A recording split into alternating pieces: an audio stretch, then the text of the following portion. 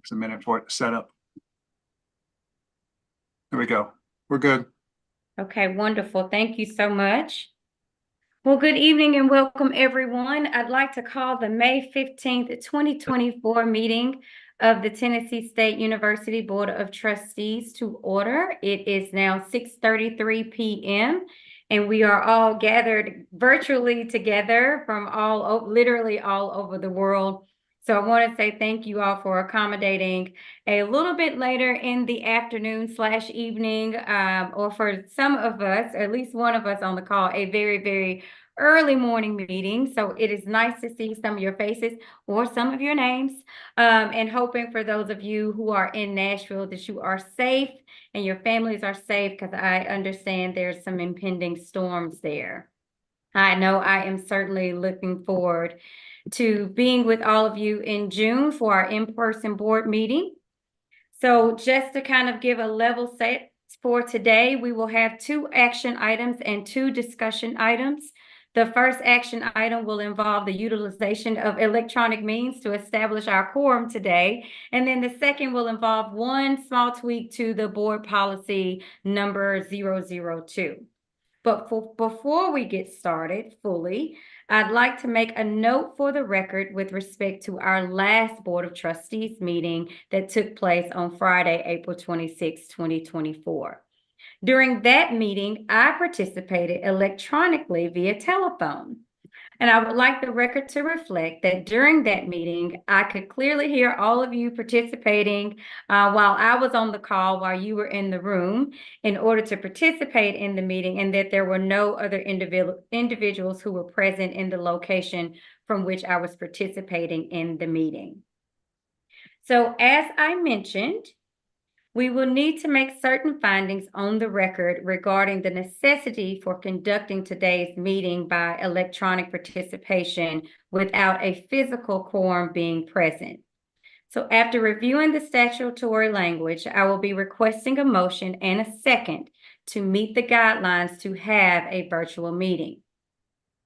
Thus, in accordance with Tennessee Code Annotated Section 8-44-108B2, as Chair of the Board of Trustees, I offer the following facts and circumstances in support of a finding of necessity for the Board of Trustees to conduct this May 15, 2024 meeting without the physical presence of a quorum.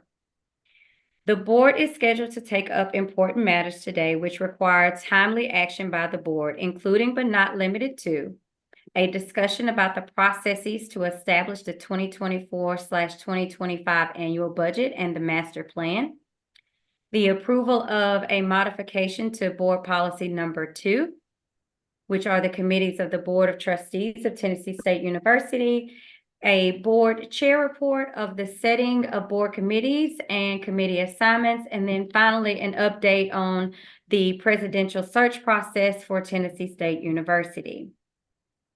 By participation by electronic means is necessary due to the importance of the matters to be discussed that are related to the board's governance responsibilities. Accordingly, I would like to move that the board find that participation by a quorum of the board members of electronic means of communication is necessary. Is there a second? Second. Thank you. Who could you say your name? Artenzia. Thank you so much. I'm glad you were able to join. I know that you're on vacation, so really appreciate you being here. Thank you. So the question is on the motion to find that participation by a quorum of the board members by electronic means of communication is necessary. And at this time, we will need to call the roll. Board members, if you cannot hear or speak to other board members, please state so as your name is called for roll. But since each of us is participating electronically, please identify any individuals who are present in the location from which you are participating, and that you are, if you are alone or not. Thank you so much. And Secretary Pendleton, would you please call the roll? Trustee Chapman. Yes, I'm here alone. Trustee Norfleet. I'm present and alone. Trustee Qualls. Present and alone. Trustee Smith. Present and alone. Trustee Trober, Present and alone. Trustee Tucker, Present and alone. Trustee Williams,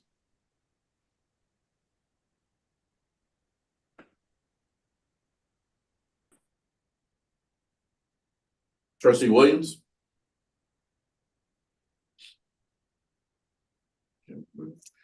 Trustee Witten, Present and alone.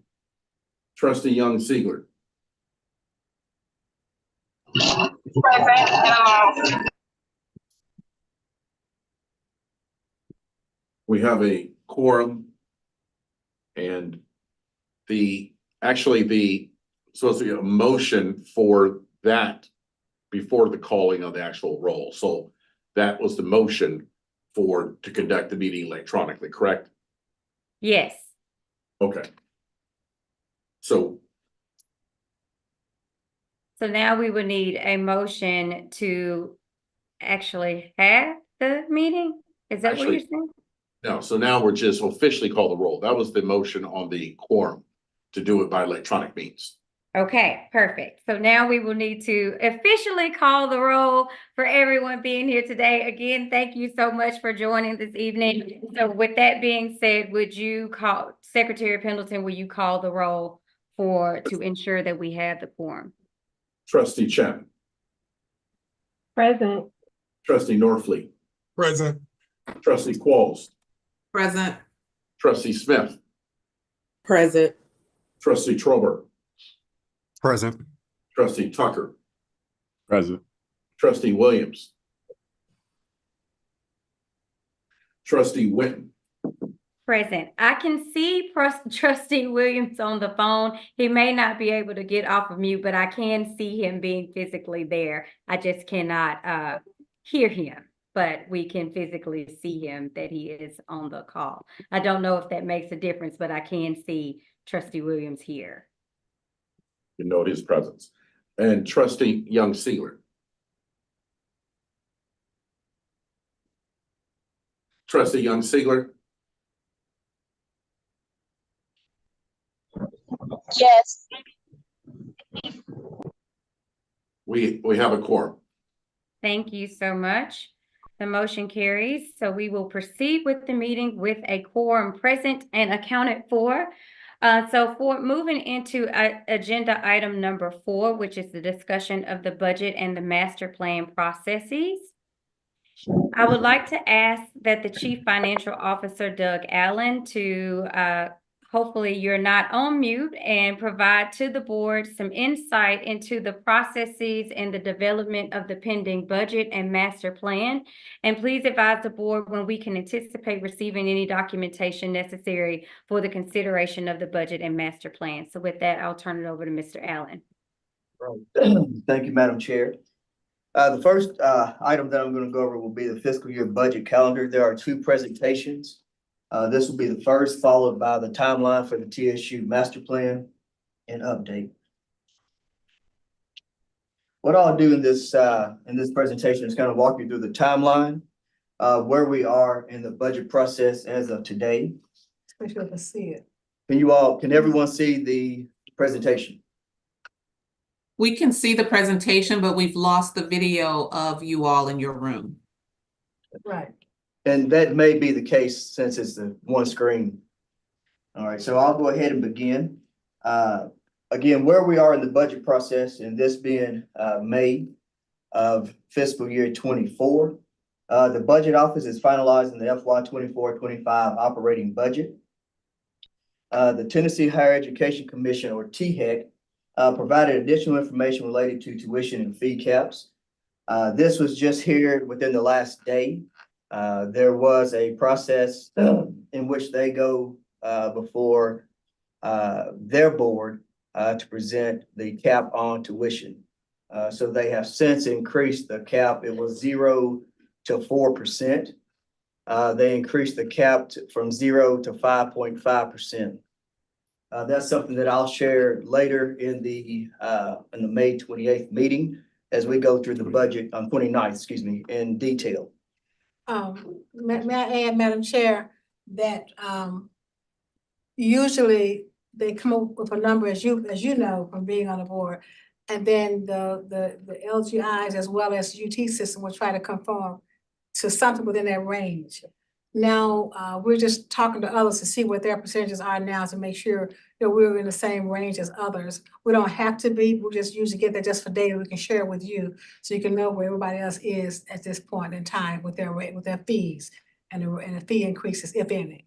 Okay, great. Thank you. And I think that THEC meeting is scheduled for tomorrow, maybe?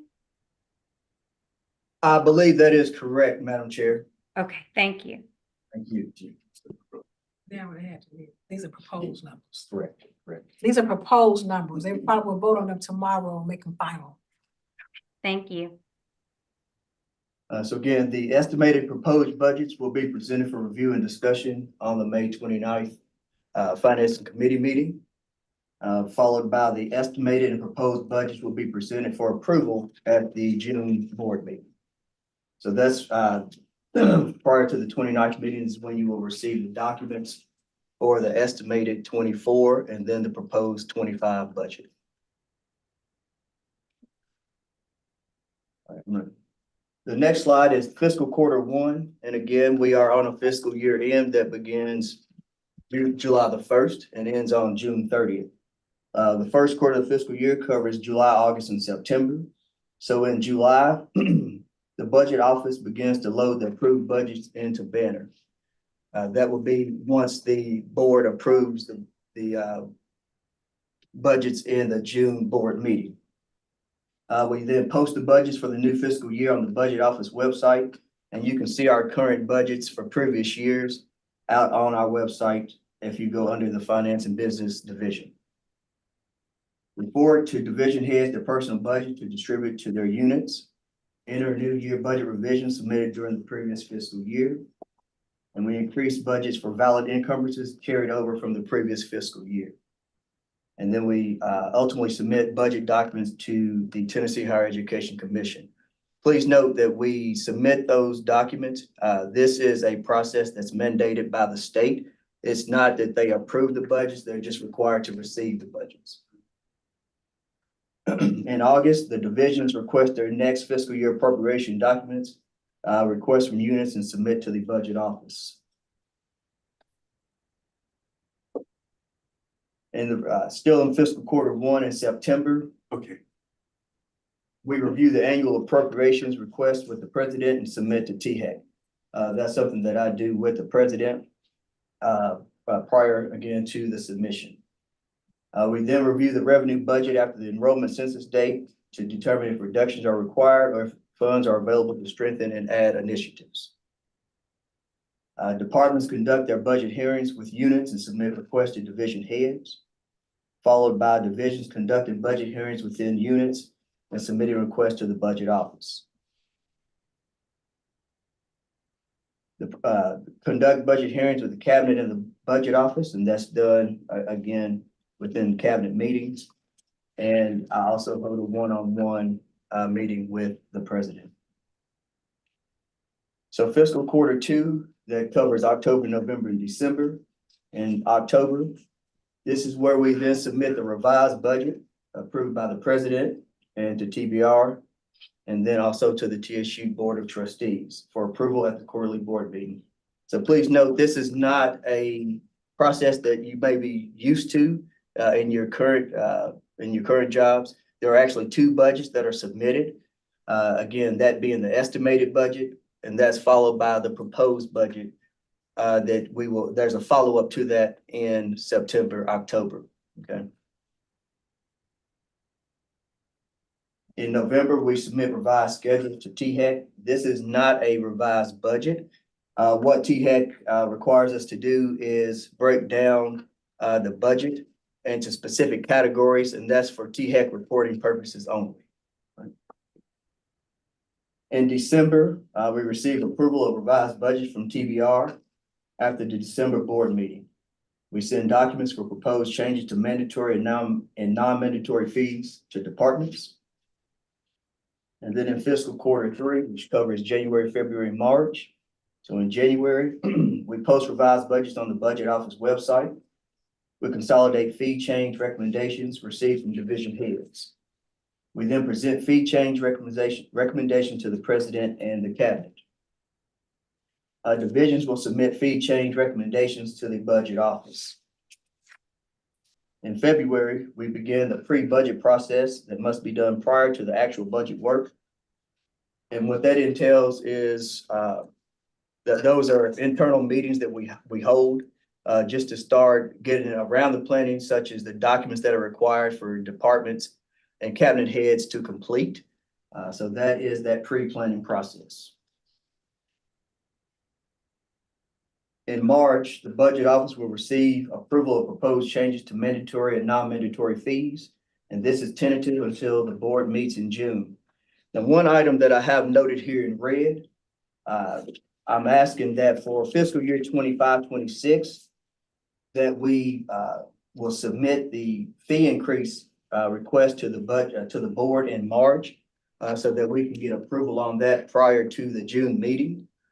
This helps us just to get the information in sooner and to modify our budgets as necessary. Okay? And again, this is not tuition and mandatory fees. These are more incidental and non-mandatory fees. Okay, so you all will see those items, of course, in the end of the month meeting, but we're looking to move that earlier in the March meeting going forward. Okay. Right. Departments conduct their budget hearings with units and submit requests to division heads. And then in March, each division conducts their budget hearings within units and submits the division's highest priorities to the budget office. These should only be items that cannot be funded through reallocation of resources. Okay. Submit revised organizational charts. And again, we want to make sure that our staff are in the right pool, so that they make it to the right organizational unit. Fiscal quarter 4, April, May, and June. So in April, the budget office begins their detailed work of completing the estimated and proposed budgets. In May, the month in which we're currently in, we submit proposed budget to TBR and the Board of Trustees for approval at their June board meetings. In June, we receive approval of proposed budget from TBR and the Board of Trustees after the June's meeting, the board's meeting, and then submit approved changes to the bursar to update fee sheets. And then ultimately we post the approved fees, change to the bursar's office website. And that takes us through a fiscal year of the budget process. So you can see that it's an ongoing process, month to month. And there's a great deal of work and detail that goes into this to provide the most accurate and complete data. I'll exercise any questions, President. Absolutely. Madam Chair, may I add also that, as you can see there, we make sure the budget has to be posted as a state institution. Everything is transparent because we have to post things. But we post the budgets July 1, or the early part of July, so we can make sure that it's there for the entire year. And then it's posted again 6 months later, at the end of the year, December, January timeframe, when we update it. Once the budget, because one is the estimated budget in July, and then, as you know, budget is a tool. So once you go back and update it and the board approves the update, then we post that part of it again, so that the public gets two different budgets. Well, not two different budgets, it's an estimated budget, then an updated budget.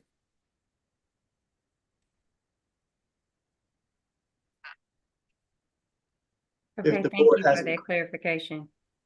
Does anyone on the board have any questions they would like to ask in regards to the budget portion?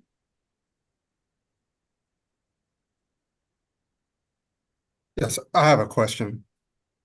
Are there any policies and procedures related to the budget? And if so, where are those located? Yes, we do follow the TBR policy, and that is on our website. This is Kevin Williams. I have a question as well. Do you want, I was gonna say, do you wanna, if you like, we can just download and send it to you, that'll make it easier for you. Sure. The budget, the policies. Cell phone, please come to the front, identify and claim. Is that enough for us? Yes, that would be if you could send those, that would be preferable.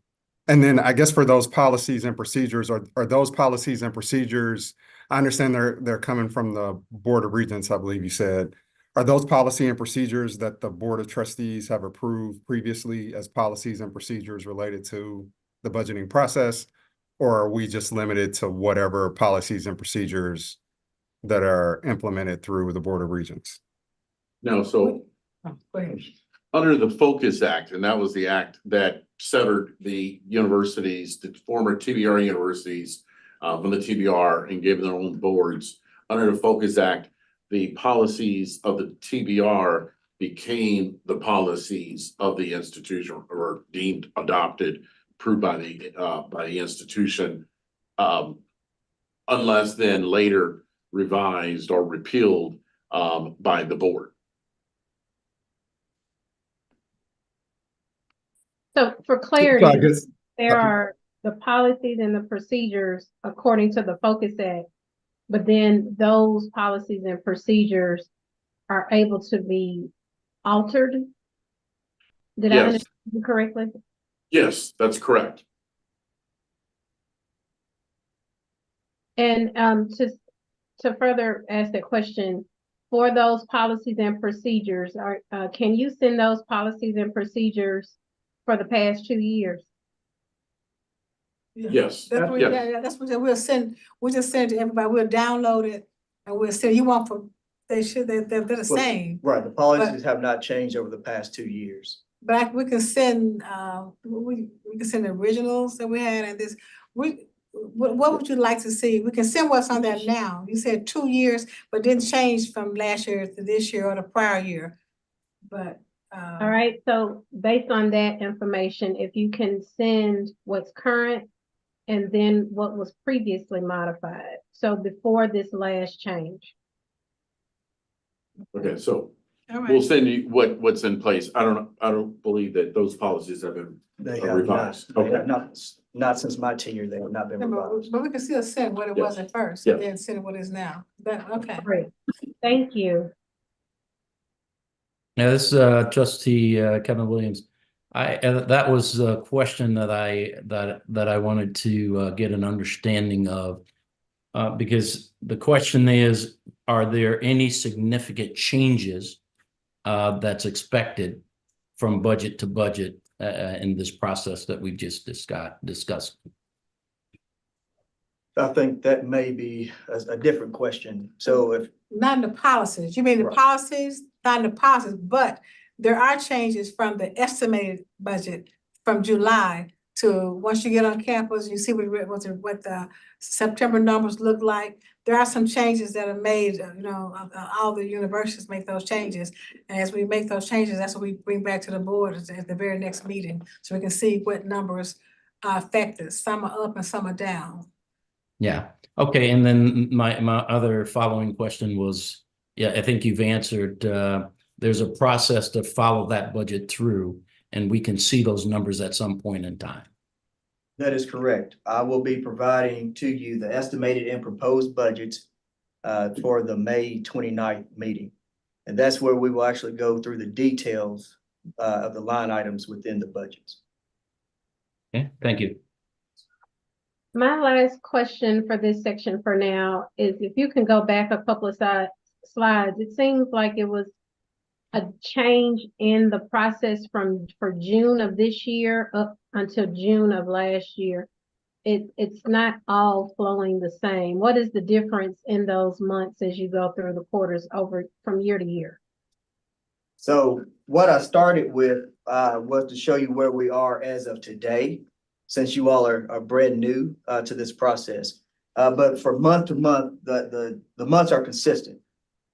There's no change between what happens this July versus last July. And maybe I missed something, because if what I'm looking at right now is not what it looked like when you went forward. A little bit more, Trustee Chapman. Yeah, please. I don't quite follow you. Can you go back to The third quarter, the fourth quarter we're in now. Yeah, let's go. Proposed budget to TBR.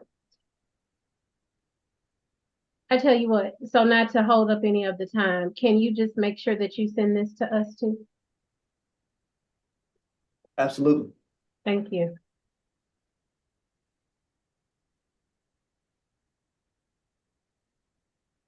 I will say, I want to make sure that I answer your questions too. I want to make sure that we're clear in this meeting. I want to leave it to assume anything if that's not the case. All right. So if you'd like for me to go back and explain something, please, I will do that.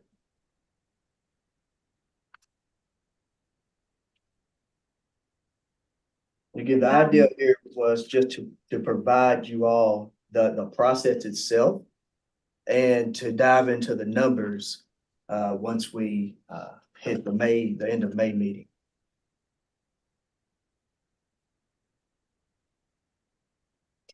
And once we head into that May meeting, you'll be able to break down or be able to show us what happens when you're going from estimated to revised, correct? That is correct, yes. And you'll be able to show that in terms of historical data as well. Well, that's really what it is. It is historical data, yes. And so what happens is for the budget the estimated budget that is approved, that shows the fiscal year 24. Then the proposed budget shows the fiscal year 25. So once 25 estimated budget is approved, a couple of months from there, you will then see the proposed budget, and that shows a difference of activity per the budget, estimated budget, and then the activity per the proposed budget. And every LGI and University of Tennessee follow the same process, same time frame. Their boards may meet a little bit differently, but the process in itself is followed across the institutions. So for clarity, you're saying that the estimated budget for 2024 is historical data based off of what? Off of activity, the current year activity.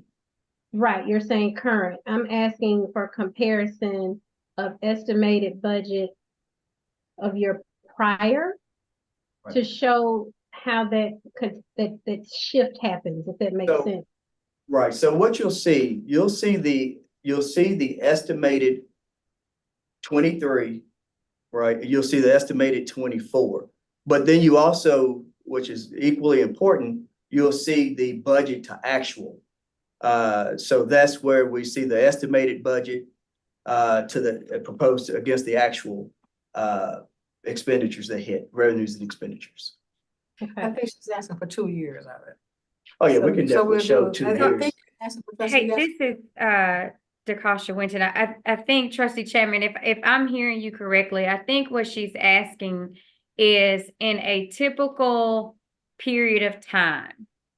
So when you have done an estimated to an actual budget previously, what types of things were changing that we need to be looking towards to see as we are preparing for the budget that will be presented to us on the 30th? Not the specific details for the May 30th meeting, but in your previous experience, what types of things change from the estimated budget to the actual budget? Do I have that right? You have that right, Madam Chair. It's the historical changes in those numbers that I'm requesting. Sometimes it's revenue, sometimes expenses. So you want to see, we can categorize and show you that. Yeah. Thank you. It's just a year-over-year analytical change. That's what she's looking for. She wants to see 2 years of it, like Well, that's 24, what 23, then 23, 22. Okay. I just wanted to note that Trustee Tucker appears that he has a hand. Thank you very much. I just have a process question in terms of information provided to the trustees prior to a scheduled meeting. Is it okay to be anticipating that when we take up the budget review, that those materials are provided prior to the meeting for review by the trustees? Oh, yeah. Yeah, so with our standard meetings, and so for the June 6th, June 7th meeting, at which I believe you will be presenting the proposed budget. But first May. Right. Yeah, at the June 1, when you're gonna be presenting the budget for approval, the materials are gonna be submitted at least a week ahead of time for you to see the budget and be able to review that. Same way with respect to the finance committee that is scheduled for the 29th. Then with the committee meetings a little bit different and on something that's isolated like that, but we will be providing documents associated with what will be addressed in the May 29th Finance Committee meeting ahead of the meeting. That'd be helpful. Thanks. A narrative that you could provide and not just numbers, but summaries? Yes, I do provide that as well. Thank you.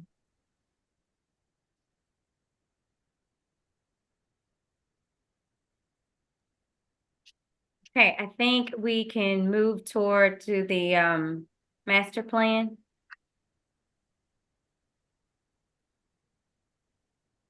All right, Madam Chair, the next document for presentation will be the timeline for TSU's master plan and the update and the scope of the master plan. Next slide, please, Tim. This will provide a timeline for the master plan. And it dating back to March of 2023. That's when the contract was executed. Tennessee Board of Regents contracted Wolpert Engineering to execute a master plan update and facilities condition survey for Tennessee State University. Note that Wolpert had provided this, they had completed the master plan previously. So we thought it would be more advantageous to go with a firm that already knew TSU. The master plan update, which began in the spring of 2023, is presented in two components, and this will be for you all's review and approval for the June board meeting, and I will get to that later. The master plan update is made of two components. It was the facilities condition assessment, and then also the master plan update. Next slide, please, Tim.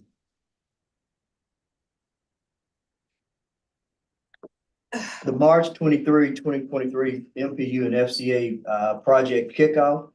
Wolpert Engineering, TBR, which is the Tennessee Board of Regents, and TSU kicked off a call to discuss the master plan and the facilities assessment. Wolpert Engineering presented the schedule of completion, and below are the two critical path deliverables. For the facility assessment, that was completion by June of 2023. And the master plan update was set for completion on or before January 31, 2024. In May of 23, TSU hosts Wolpert Engineering on campus for staff interviews and building walkthroughs. There were 28 educational buildings that were subject to the facilities assessment. In June of 23, Wolpert Engineering failed to deliver the FCAs on June the 4th, so that pushed the time frame back. However, we were able to discuss with Wolpert and TBR in regards to the unmet deliverable. So at the end of the day, we did receive the completed master plan, and I will move forward. So then in July, Wolpert Engineering, of course, they still hadn't completed. But again, it's important that I give you the context and the history from the start of this master plan and walk through that. Okay, so then TSU Planning, Design, and Construction contacted TBI regarding concerns about Wolpert Engineering, their capabilities, etc. We were able to work through those and begin anew. In August of 23, Wolpert Engineering delivered 28 FCA draft reports. And TSU Planning, Design, and Construction facilitated a review process, including TSU campus operations, facilities maintenance, and our partners, Jones, Lane, and LaSalle, which is JLL. And if you recall, we had went under agreement with them to provide facility resources. This was a contract that was really engaged, promoted with the state of Tennessee. So we moved into that contract with JLL. Next slide, please, Tim. Thank you. So the Tennessee State University Master Plan document is updated from 2016 master plan. Normally you have a 10-year master plan. That's what most universities and other state agencies have. We did an amendment to the master plan, which is what was what's being provided for you all for review, is because of the strategic initiatives fund, the $250 million that was received by the state. It was required that we address or amend the master plan to include these funds and how these funds would then be used for the university. Next slide, please, Tim. The campus master plan is an important document for the management of the complexities across TSU's campuses. A well thought out master plan responds to the university's strategic plan and provides the framework to realize those strategic goals. This update struggles to do that in a comprehensive manner. The Wolford Engineering contract and their fulfillment of the contract provides limited support beyond 2026. But please keep in mind that this is an amendment to the master plan. And that's because we have received, well, let me not say received, the funds have been allocated to TSU, the strategic initiative funds. And again, in order to move forward with using those funds, we needed to have the master plan revised and eventually approved. Okay. And that was new. I'm sorry? That was added to. Yes, that was added to. That is correct. Throughout this process, it's important to note that with this board, as we did with the previous board, in the quarterly board meeting, we provided an update on the master plan. Okay, as I would provide an update on the budget process, etc. All right, so we want to make sure that we keep you all well informed to make the decisions that need to be made as the board of trustees. The facilities condition assessment are, again, that's a very valuable tool. I won't read this entire slide, but I will say that in the document that you all will receive of the amended master plan, that's a 451-page document that really outlines the details of our campus, right? It shows the assessment of the buildings, the quality of our buildings, what needs to be done to bring those buildings up to code, etc. But again, it allows that opportunity and it gives us a good footprint to move forward. May I add that, Madam Chair, is that we had a team that consists of TSU and others from JLL. So we went through and graded each building, like A, B, C, D, F. And that was very useful because we could see, and others could see, the state could see the condition of many of all the buildings on TSU's campus. I think the only ones that got A's and B's were the new buildings, the newer buildings. And most of the others got D's and F's. And so we're focused, that helped us get the $250 million allocation that we're trying to now be able to draw down and use. And that's a good point, President, and thank you for making that. VP Allen, before you go on, may I ask a clarifying question? Yes, ma'am. When you were talking about the $250 million, are we not able to use any of that 250 until this master plan is approved for any of the projects that we're working on campus? That is, yes, ma'am, that is correct. The only portion, we've only been able to use about 300,000.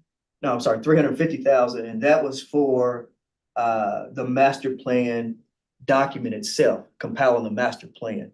We've not been able to spend any of the funds. It's earmarked. Right, the funds are earmarked and they're held in trust with the state. The university does not have those funds in our bank account, okay? Those are held in trust. And we also have to request those funds to be drawn down in the very same way in which if we wanted to construct a new building, for example, there's a process that we would have to go through with the state architect, the Tennessee Higher Education Commission, approval by the State Building Commission, TSSBA. So there's still a lengthy process. Just because the funds were allocated does not mean we can just put a blanket request out in front of the state and they approve it. Okay. So And that's just why- for clarification, when were those funds allocated? The funds were actually allocated in 2022.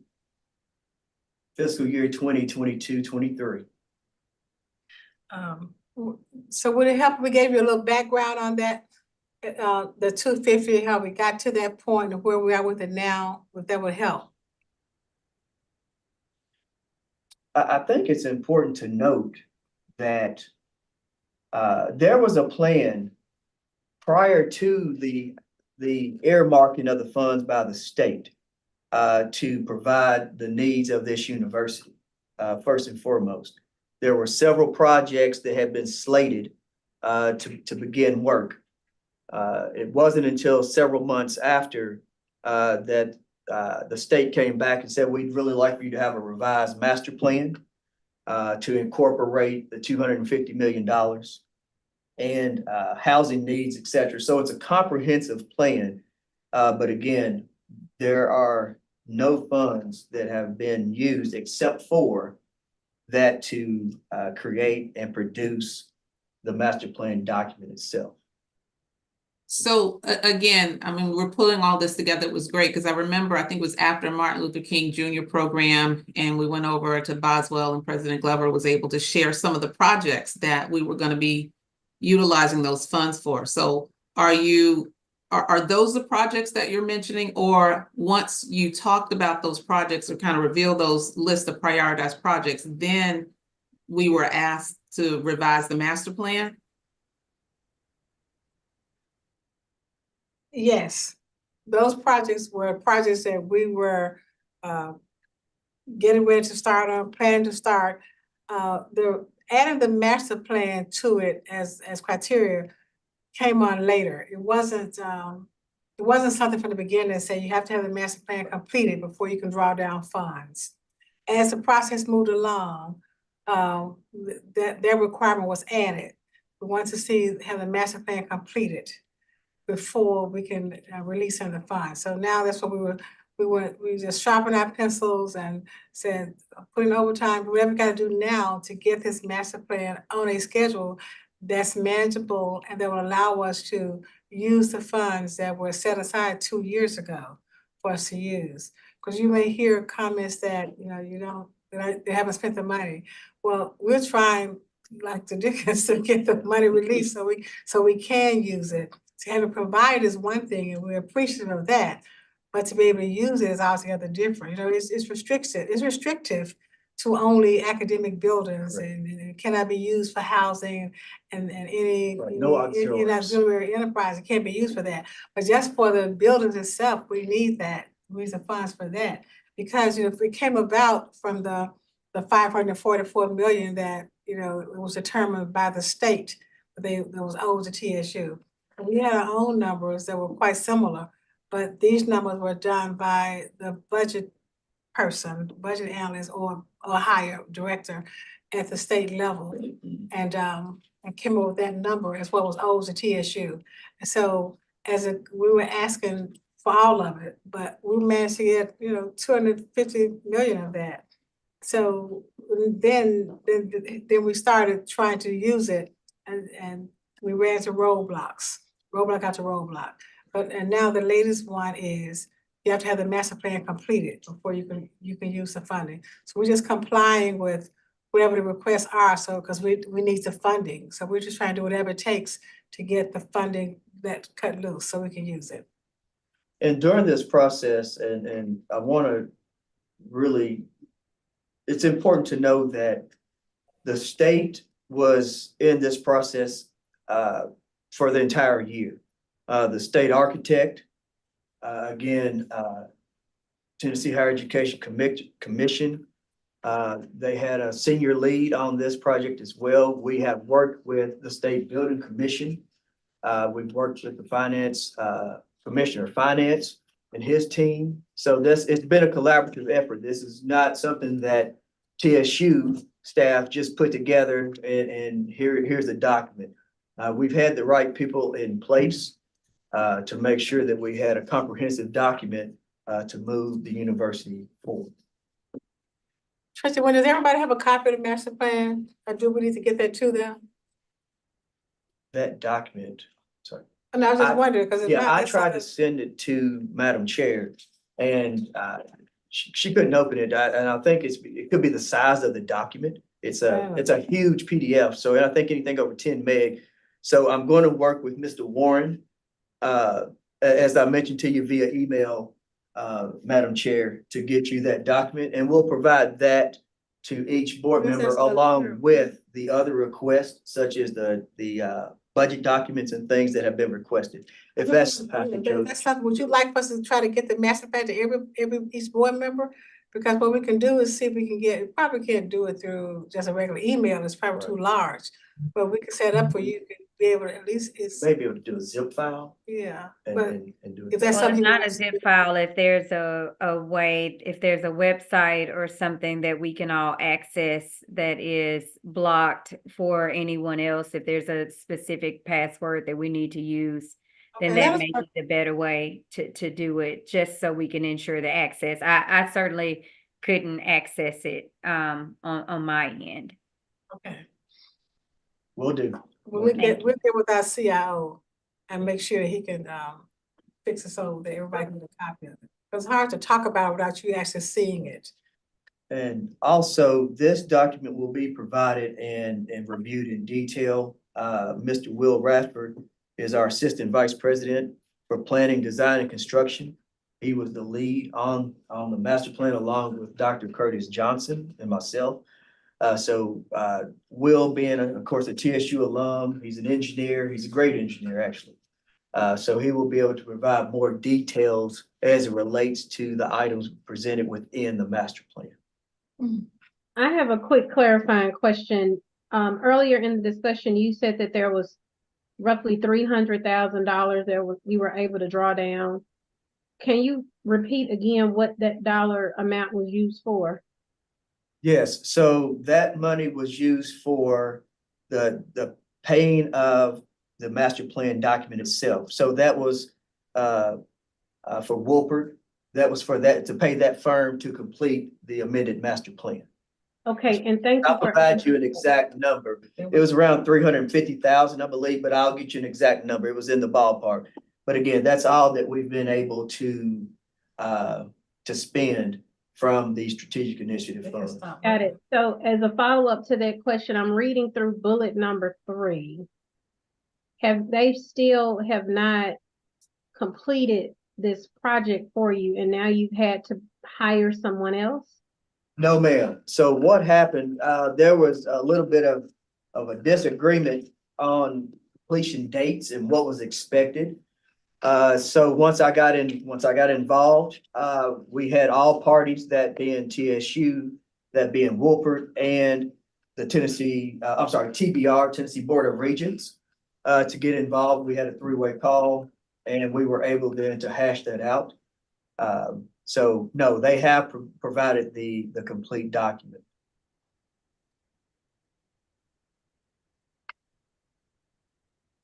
So this bullet number 3 is a past update. This is not current information. No, that's right. That bullet there is, again, it was just taking it through the process. But yes, that is now complete. Thank you. Yes, ma'am. And do you feel comfortable that we're now on track to be able to spend that 200 and almost 50, since you spent some for the actual plan, but how comfortable do you feel?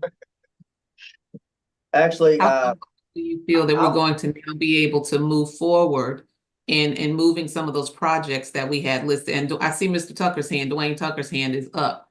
So I'll defer to him after you answer that question.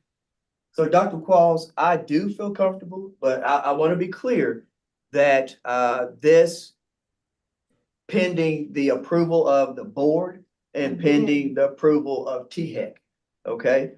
Again, as we were told with the state that they wanted to see a completed master plan, approved master plan, and then we could start, they would start releasing the funds for the particular projects. So do I feel comfortable? Yes, I do. But again, we need to make sure that they hold their end of the bargain as stated, and we can then move forward.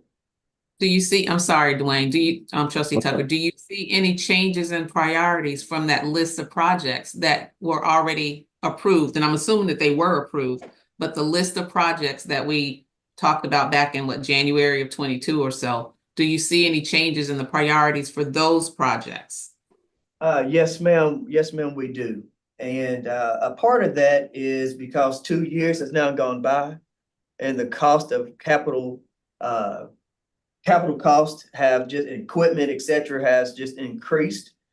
So yes, and actually Will Rafford will talk more about that in the details.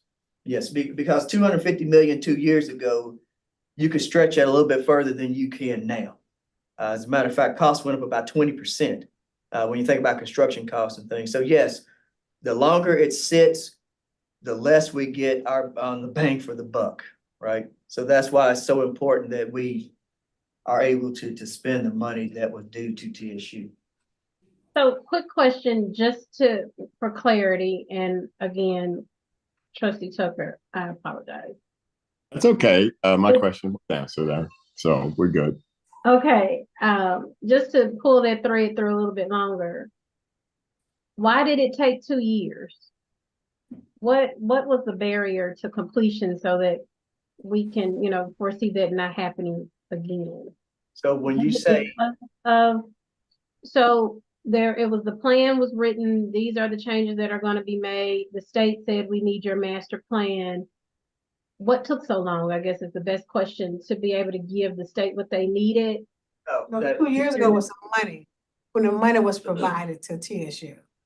When Say it the again? governor, 2 years ago is when the governor allocated. the money was allocated to TSU. That was 2 years, 2 sessions ago. Right. Two general assemblies ago. And so once the money got provided to TSU, it was effective July 1, 2022. And so from that point on, we just started working on it. And so for the time from July 20, so it's been a 2-year period, but things have been happening over a 2-year period. So I'm going to give you a timeline so you can see what had been happening.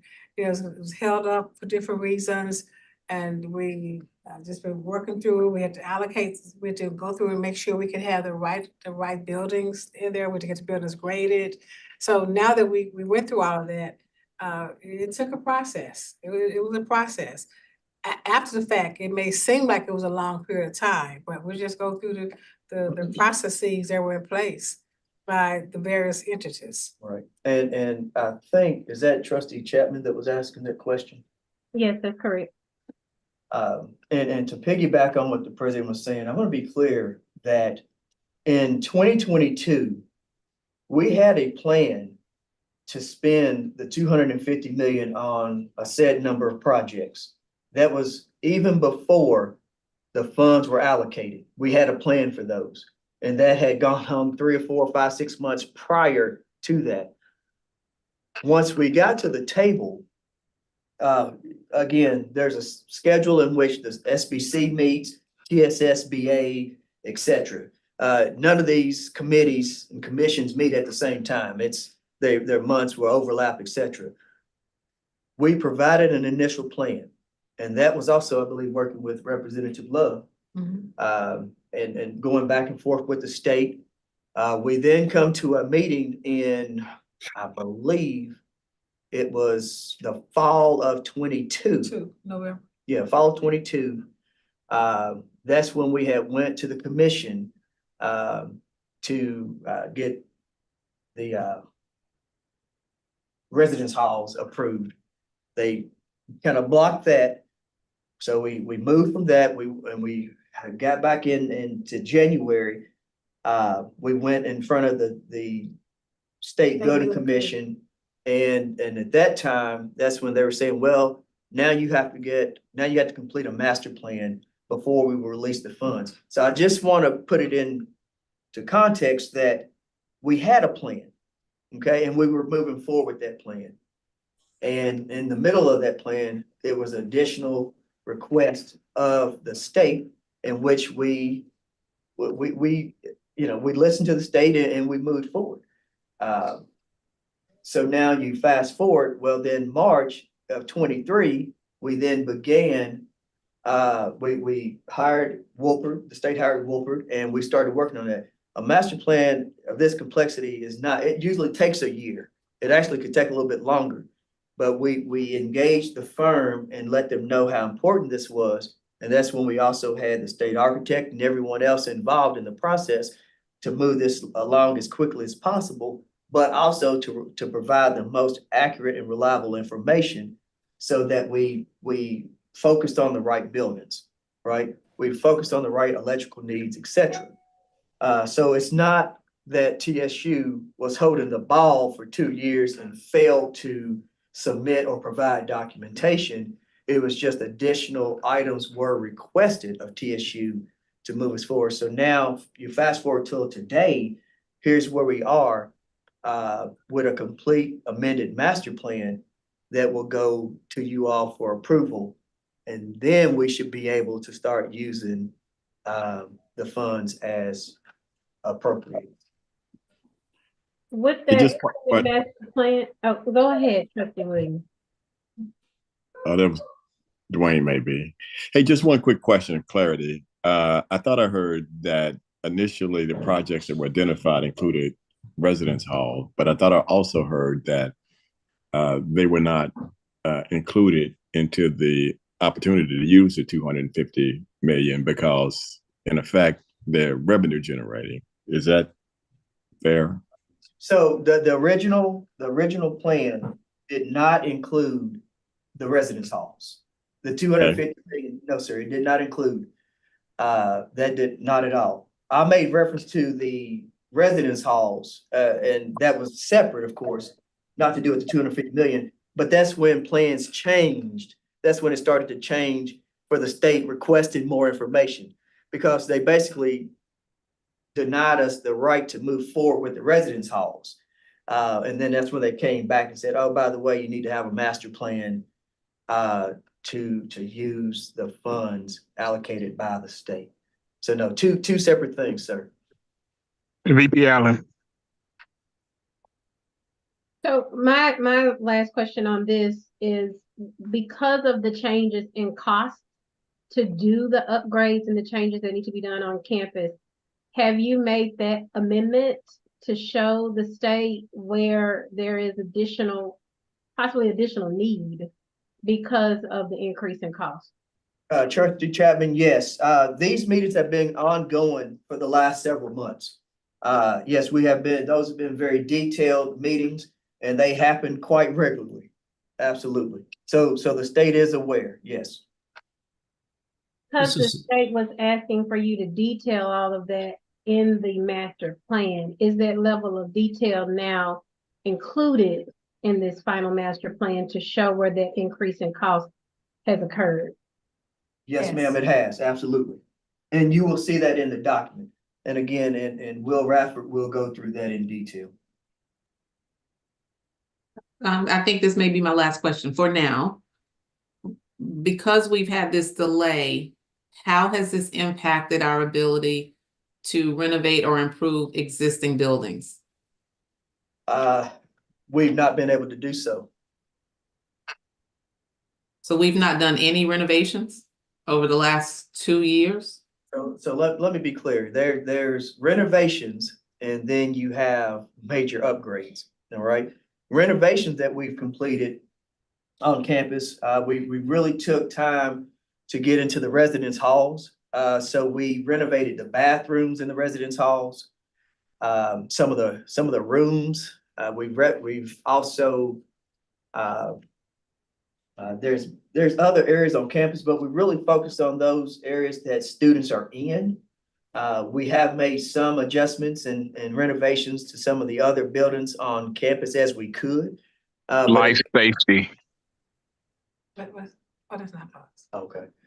So yes, we have made renovations, and what we normally do, we'll have a winter renovation plan when the students are out for break. Then we have a summer renovation plan. And what I will do as well, I can provide that document to you all Yeah, that we have to show what we've done over the last couple of semesters. we wanted you to also, Trustee Qualls, that it's not just this 250 million that we're talking about. There's also some maintenance funding that we get on an annual basis, that we're able to just do Band-Aids on things, we're able to do some other upgrades with. We always have to start with the resident, not always, but we want to start with residence halls, because that's the students come first. And so we look at the residence halls, try to get those done, and we just try to use the funding. It's not a whole lot of money to give us each year that they allow for each state school to get each year, but we use that a lot for the renovations. We can't do Well, it's really just major it's just upgrades. some deferred maintenance Yeah, that needs to it's- be done every Because our year. deferred maintenance is close to $300 million just by itself. Our deferred maintenance, and so we have to just work on that, to get an elevator put in. So we have list of, we provide almost every report, a list of what money's been spent on what activities and what put things on campus. And so we'll pull those, and so you can have a lot of information, but I think it's worth you just getting the information to show what areas on campus have been upgraded. There are a lot more that still needs to be upgraded. Right. Our infrastructure is aging. It has aged. Most of our buildings are beyond useful life. Okay. But I will say this, there's been many efforts at this table to do the best job we can possibly do by these students with the resources that we have. When the students travel to other institutions and they see their new residence halls, they come back and ask, well, why can't we have that? Trust me, we are working hard to make sure that that happens. Okay, so when we've overcome every roadblock that has been put in front of us, right? We make a dollar stretch as much as we possibly can, but we want our students to have that valuable experience just like any other student. And I think you all know that as, again, as alums of this university. You take pride in this campus, you take pride in this university, and it's important that we work with the state. We advocate for this university and getting the needs that are met. It's just not residence halls. It's other academic space. There were rains in a building. Absolutely. We literally had to put containers to catch water when it was raining in the building. And so the need is there. The need is quite great. The need is massive. The 350 or some odd dollars or $300 million that you said was set for deferred maintenance. Does that dollar include what today's cost would be? No, that was done when That's right, Yes, it was about doing 2 years right before COVID. So 3 years, COVID been 3 years ago. Well, 4 years now. We There's- probably have about 550 million It's probably or more in deferred maintenance alone. Yeah, that was it right before COVID. It was 300 million to say that was done. So now I can't tell you how much it's been increased. I haven't, we haven't updated, and we've not put a variable into control for an update. But we can just tell you based on what we've seen, it's more than that now. That's what the record shows. That's the need. Hey, this is Kevin Williams. I always think it's in these kind of situations, and we understand how difficult it can be, especially when you're dealing with the state and some other agencies or whatever the case may be. I still think it's very meaningful to always have a very clear, articulated strategy as to how we are going to approach the thing should monies free up. We want to be the first at the table, the first eating. Do we have that built out in a way that allows us to quickly get to those organizations that that we need to talk to in order to get this issue back on the table and back within a sense of urgency. Otherwise, we're going to be just sitting here all day talking about why it didn't happen, and that's never good enough. Trustee Williams, as I mentioned earlier, and that's a very good point. Strategically, yes, that's what we've been doing for the last 2 years, is putting together, again, having this master plan that lays out the very plan that we're discussing to be able to move forward. So when they give us the green light, we're ready to go right now. Okay, and that's why it's so important for you all as board members to get the document, to read over it, to have an opportunity to ask your questions and get this approved in June. Okay, and at the end of this document, and actually, I'll just skip on to it. So if you'll go to that last, second to the last page, Tim. That one. Yeah, just go to the table at the bottom, Tim. I'm sorry, just the last page. So here's a chart that shows what needs to happen in the time frame. And I want to be clear that again, this master plan has been underway since March of last year. But again, it was a process. It's just so happened you all come on board at the end of this master plan. So we want to be fair and make sure you have time to review it. But time is not really on our side as well, okay? If you look at number one, TSU board approval, if that happens in June, then we can get THEC approval in August. Now, at the THEC meeting, Wolpert and Associates, they would have their senior lead to come in and present the master plan to the state.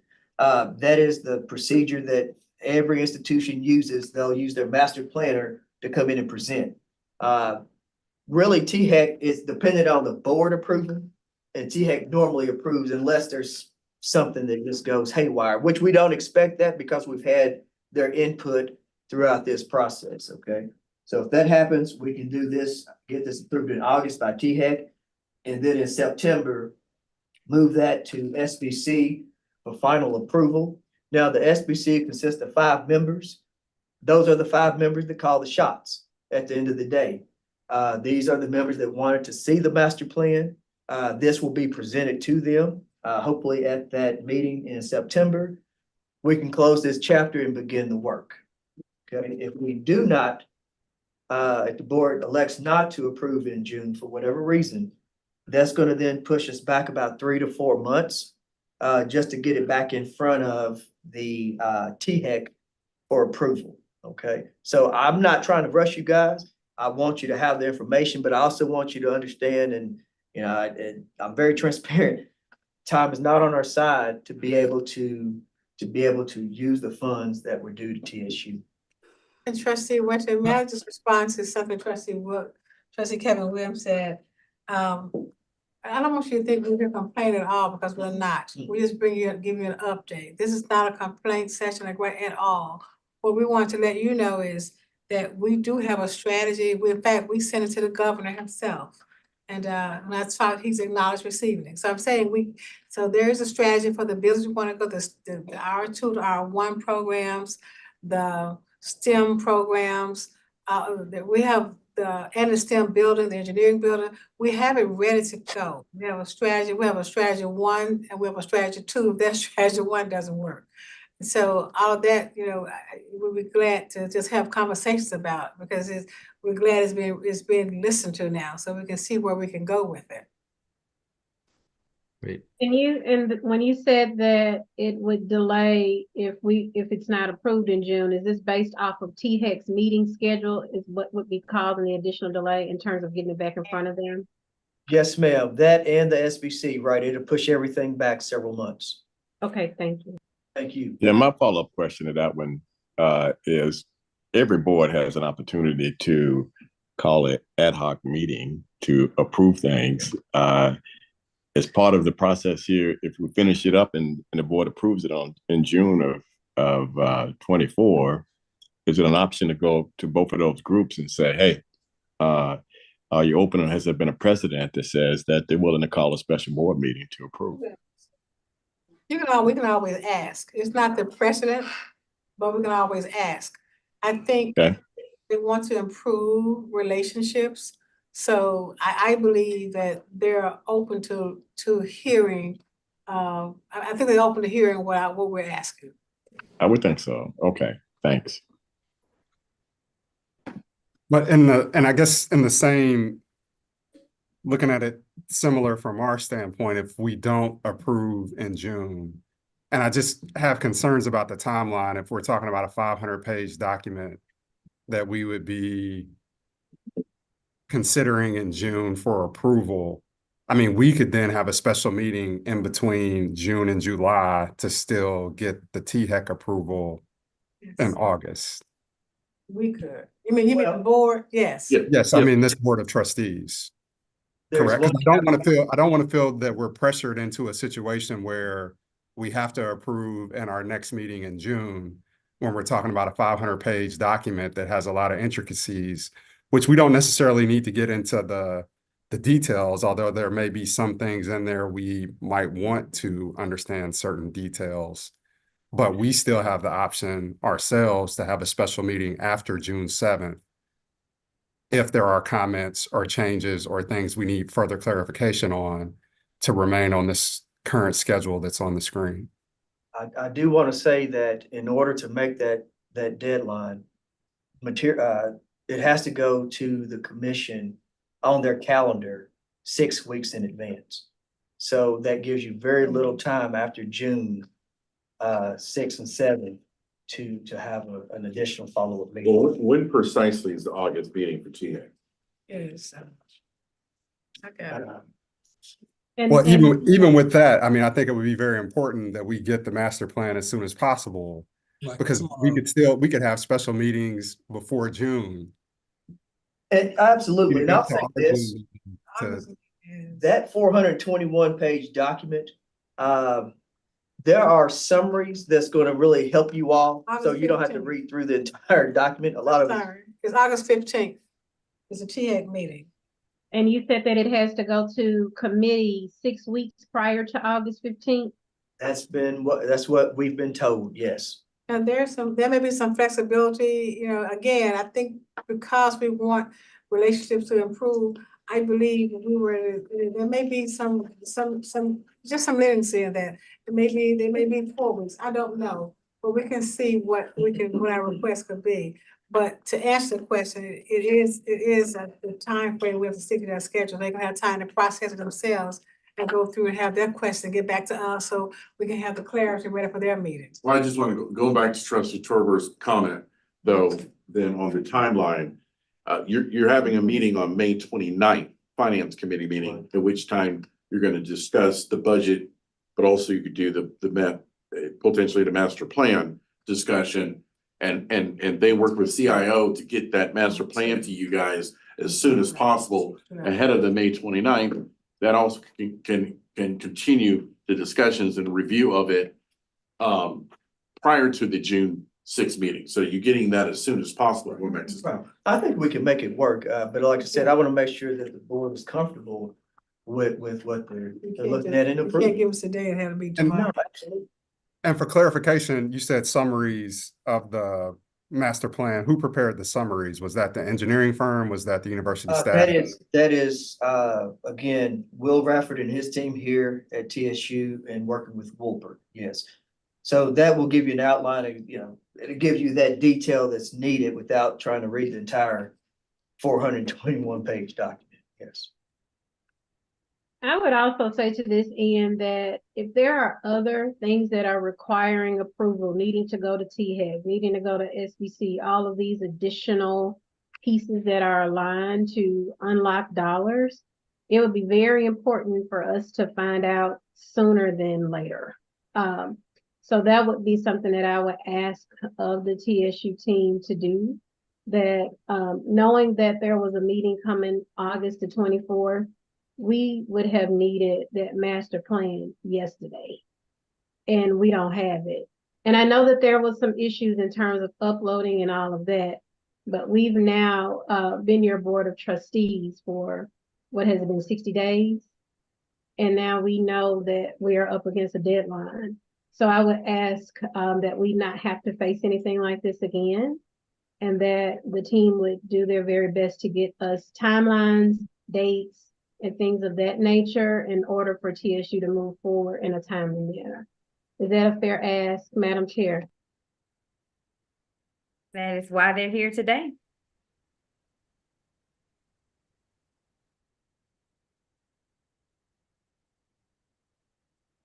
All right, that concludes my presentation. Well, thanks for that. I do have one other question. I mean, it's kind of a side, but with the capital plans and the projects and the budget, just one thing about the Alumni Center, we don't have to go into it, but is that a part of our plan, the Alumni Center? Because I know we had an alum that donated a while back. Well, the Alumni Center is on the master plan and it's part, but we're not, I think that it was defining whether we're raising money for it or not. I think that was a question I get all the time.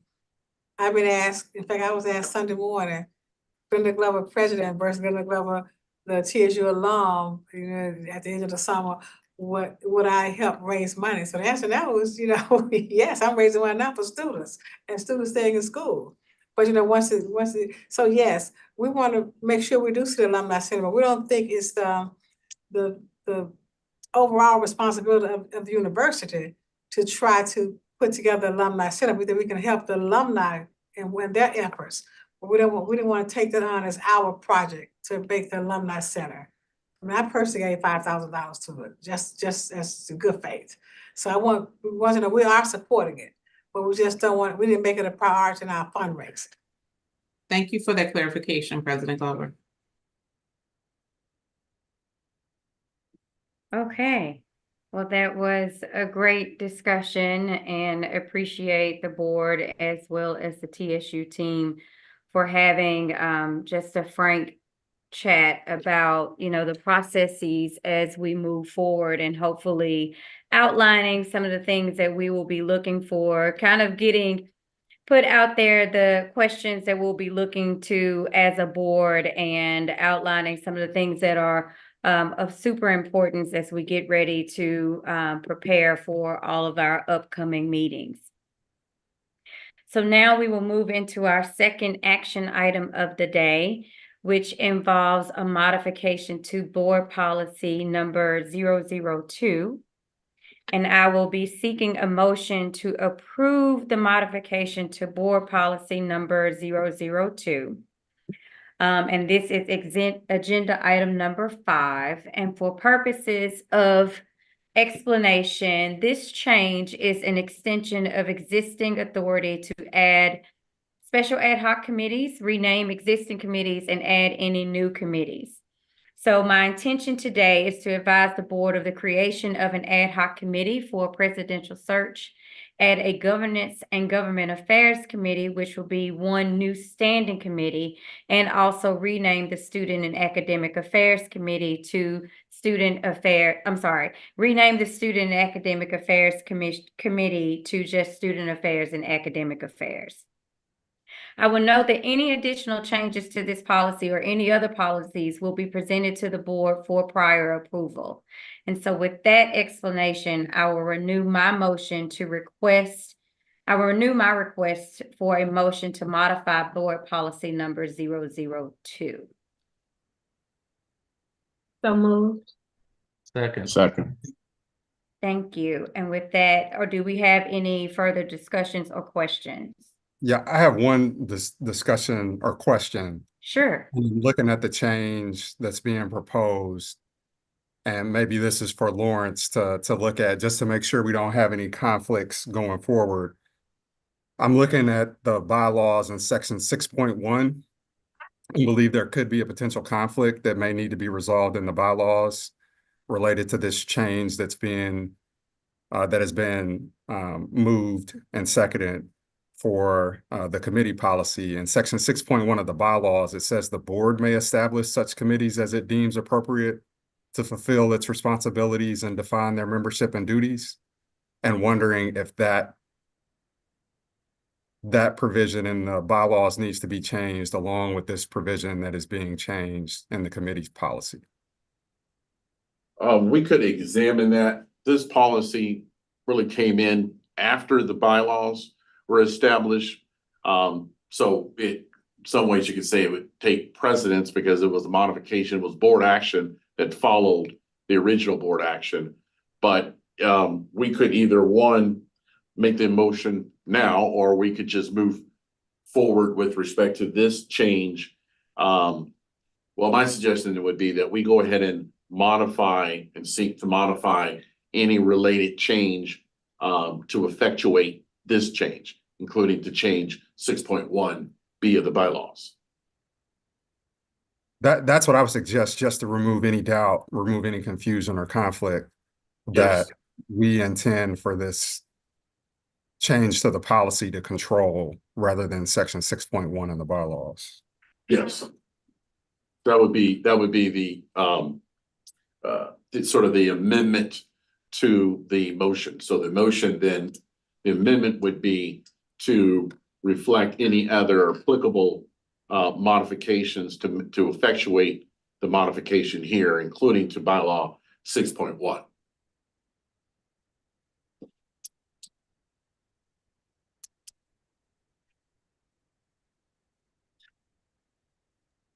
Okay, do we need to change the motion, Yeah, or so we do need we to just vote. need to have the motion be as amended, what you just stated in regards to the policy of 002 and in addition to the bylaws, that so that the both of those policies are consistent?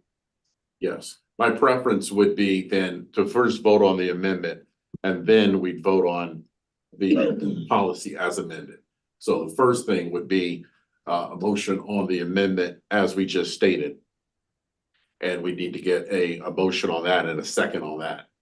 Well, and maybe to an easier approach, would an easier approach be to just include some language in the policy that, you know, notwithstanding anything in section 6.1 of the bylaws, you know, maybe add that as a first clause to this change that's being proposed in the policy? I think that'll get it. Yes. That'll get it. Now, that's going to be then the original motion. That'll be then the motion. The motion will be on the language that would state, notwithstanding any other provisions, including within the bylaws, that upon notification of the board may create. So we would simply add that as the additional provision modification in provision 2B. Okay. That Yes. makes sense. Okay. So that is- basically, we're just saying that this particular policy will take precedence over anything that's in the bylaws. Right. Yes. I think that would be a simpler statement. Yeah. Okay, so that is the motion on the floor.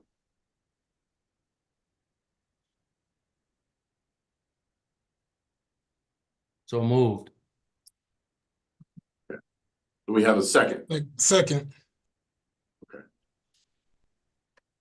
So the calling the question is then the motion to modify the policy as previously stated by adding the additional language about the notwithstanding any other provisions, including the bylaws, or that it will take precedent, then the provisional language.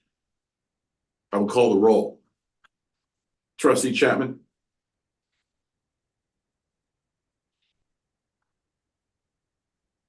Yes. Trustee Norfleet? Yes. Trustee Qualls? Yes. Trustee Smith? Yes. Trustee Torbar? Yes. Trustee Tucker? Yes. Trustee Williams?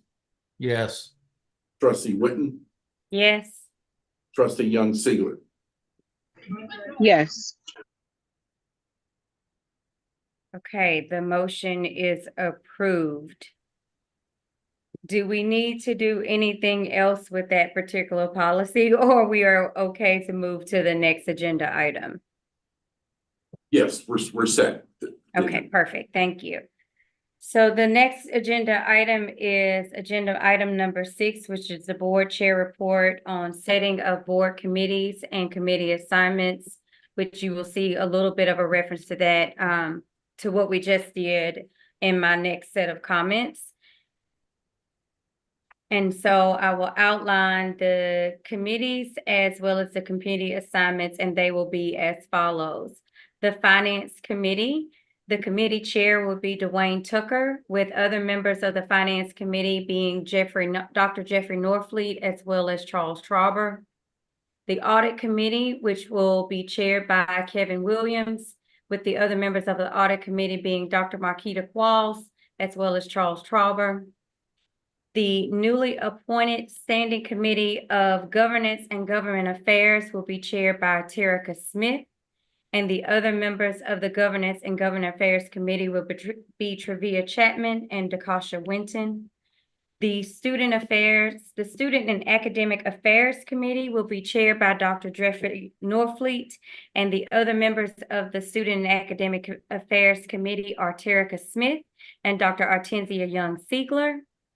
And then additionally, I would like to appoint an ad hoc committee for the presidential search, which we will discuss a little bit next in our next agenda item. This ad hoc committee will be chaired by Dr. Marquita Qualls, and the other members of this committee will be Terica Smith and Dakasha Winton. Finally, the board policy outlines that the board will determine additional members of the executive committee other than the chair and vice chair. The board will vote on those members during our upcoming meeting in June. Do we have any questions or discussions about anything I just named? Okay. Dakasha, just at the well, I'll just reach out to you individually. Okay, thank you. Okay, now for our final item on the agenda, and thank you all for sticking with us. I know we're getting late and it's getting close to dinner time, so I appreciate everybody's patience and the time. So this is the final item on our agenda, which is the discussion of the presidential search. And it is my understanding, and please, Secretary Pendleton, please correct me in this summary if I have any part of this incorrect. The university entered into an agreement with a search firm to help develop and establish a president, the next president of the university. The university established a search committee to evaluate candidates and determine that there will be 3 finalists in March of 2024. At that time, the actions of the search committee was completed in March of 2024. In addition, a new board of trustees was established during the same time period. The contract with the search firm continues to exist. However, there have been no additional actions by this board or the search firm in regards to the presidential search. Thus, the search for president has been paused since the implementation of the new board, and there have been no additional actions or outreach regarding the implementation of a new president. Do I have all of those facts correct? And is there anything that I need to add for the purposes of the record? Okay. As such, I would like to charge the ad hoc committee to provide recommendations for the next steps in the presidential search in our meeting on June the 7th, which is the morning, it's prior to the board meeting, but the ad hoc committee will report out to the full board on the morning of June the 7th. And with that, is there any additional business or anything additional comments that need to be made in regards to the presidential search? Just one comment. This is Trustee Young-Siegler. I think it's going to be very important for the ad hoc committee to get a faculty perspective on the new president as well. And I'm not sure if we are missing that in the current thing, current appointments. So Dr. Young-Siegler, that's a great point, and that will be one of the things that the ad hoc committee will evaluate and will provide that information as we move closer to that board meeting. So that point is, thank you for bringing that up. And it will definitely be considered by the ad hoc committee in terms of faculty and any additional engagement that would be necessary in developing the search and the terms and conditions of that search. Great, thank you. Of course.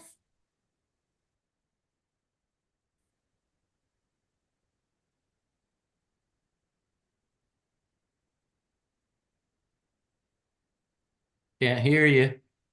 Trustee Witt, Okay, sorry, I went on mute. Sorry about that. My question was, is there any other business or any other comments, questions that need to be brought today for discussion? Okay, if not, I will entertain a motion to adjourn this meeting today. So move. Motion to so move. Okay, is there a second? Second. All right, Secretary Pendleton, please call the roll. Trustee Chapman, Yes. Trustee Norfleet, Yes. Trustee Qualls, Yes. Trustee Smith, Yes. Trustee Trevor, Yes. Trustee Tucker, Yes. Trustee Williams, Yes. Trustee Witten, Yes. Trustee Young Ziegler. We got executive committee. Yes. Sorry. Oh, well, at one point of clarification, Trustee Witten, Yes. Glover just mentioned, no, she didn't mention executive committee. Never mind. Okay. All right, well, we are adjourned. Thank you all for your time this evening, and we will see you all on May 29th.